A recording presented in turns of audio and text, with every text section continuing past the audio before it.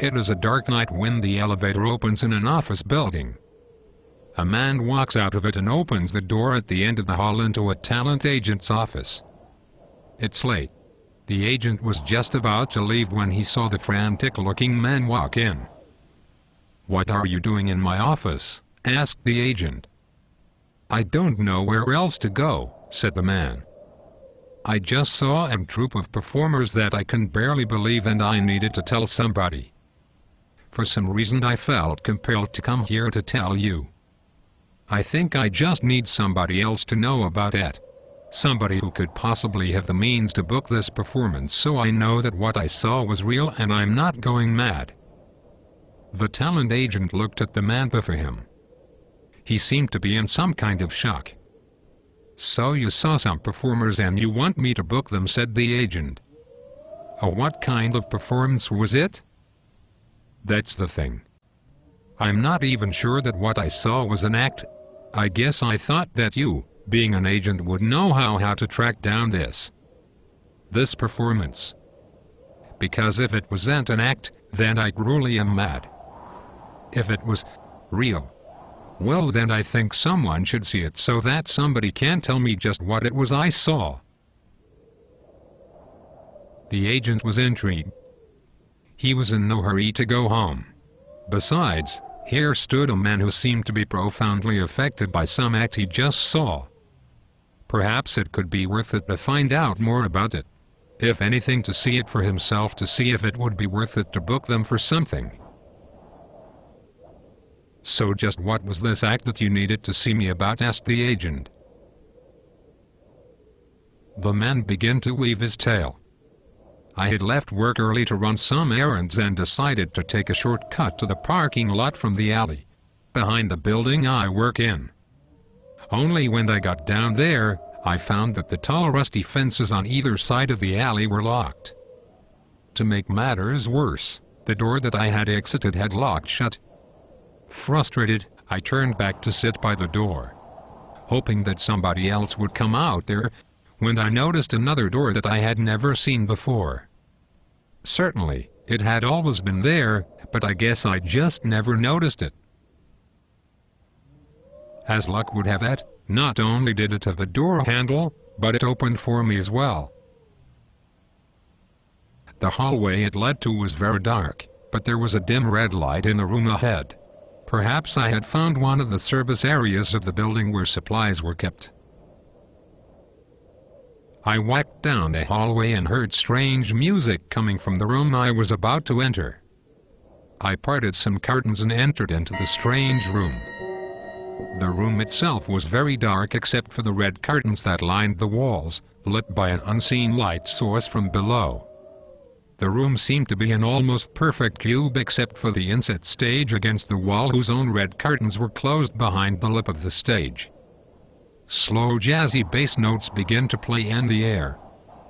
There was a statue in one corner of the room, but I couldn't tell what it was supposed to represent.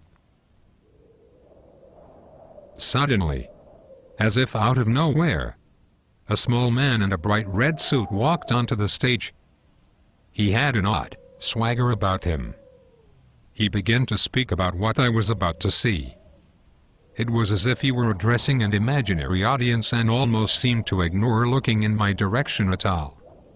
He also seemed to be speaking backwards, although it was strange that I could understand him. He clapped his hands, which seemed large for his frame, and the stage curtains parted, revealing a black space with what looked like starlights in the back wall behind the stage. The little man seemed to have disappeared into a shadow to the left of the stage. Literally. Everything was silent. The room seemed to have become a vacuum for sound. It was so still that it was almost a wall of frozen soundlessness.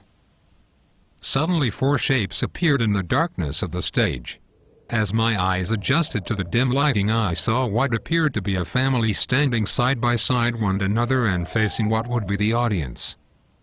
They seemed to be very well dressed and consisted of what could be a mother, a father, a 13 or 14-year-old son, and a young daughter. All of them seemed to be wearing plastic bunny masks that covered just the front of their faces. Had I just walked into some kind of play? Did they know I was there? The lights slowly turned up on this strange family of human rabbits. When they were fully lit, I seemed to hear small chimes in the distance, as if they were coming from behind the curtains that surrounded the walls. Were there other exits from out of this room? The father rabbit spoke in a soft voice. Where is my darling family? The mother rabbit spoke first. Here I am, dear. The young boy rabbit followed. I am here, father. The youngest rabbit spoke in a child's voice with unnatural clarity for her age. I too am here, dear father. The father rabbit spoke again in the soft voice that hit the still air like a thud. Who has my pipe? The mother again answered. I have your pipe, dear. Who has my cane? Asked the father. The boy rabbit spoke up again. I have your cane, father. And my watch? Who in my family has my watch? The youngest answered. I have your watch, father. Did you steal my watch? Asked the father. She answered. Yes, Papa, I did. Why did you steal my watch? The father rabbit asked his daughter. Because I was running out of time, she replied. The mother and son stepped back 3 steps as the father looked over and pointed with his very human finger at the daughter. This is unacceptable. You have stolen time from me. She turned to face him. For this, you must be punished, he continued. The mother and son each grabbed one of her arms and pulled her to the center of the stage as the father began to remove his clothes. After he was done, both the mother and son removed their own clothes while the daughter kept hers on. Slowly the masked father started walking in front of the daughter as if to begin circling her. The mother and son followed suit and also began circling her in a clockwise fashion as the light that shined on them became a single large spotlight. They continued to circle the young rabbit-faced girl in a pink Sunday dress as a throbbing buzz slowly filled the once silent room. She turned to face what would be the audience. As they circled her and the spotlight grew brighter and brighter and yet smaller and smaller, seeming to focus on her masked face. The brightness of the spotlight caused my vision of the sides of the room to get darker and darker until the only light in the room was this harsh light growing smaller and smaller on this strange family. The buzzing sound grew louder even still to the point that it began sounding like a huge electrical generator. I began hearing a sound which I can only describe as a live jackhammer rolling around in the turning drum of a cement mixer. The nude bunny family drew closer to the young clothed rabbit daughter as the burning spotlight seemed to only light their faces and seemed to begin burning out like an old flash tube from some 1970s Polaroid camera. The air felt thick and swarmed with electrical and repelling mechanical sounds. I could not only see dark shadows on stage as the room grew darker still until I felt dizzy and the room seemed to shift sideways and upside down violently. Suddenly the room was filled with blinding white light. Were my eyes even open anymore? The next thing I remember was waking up in the grass field that lay between my office building and the parking lot. The sky was dark. There was no question that I saw what I did, but did it actually happen?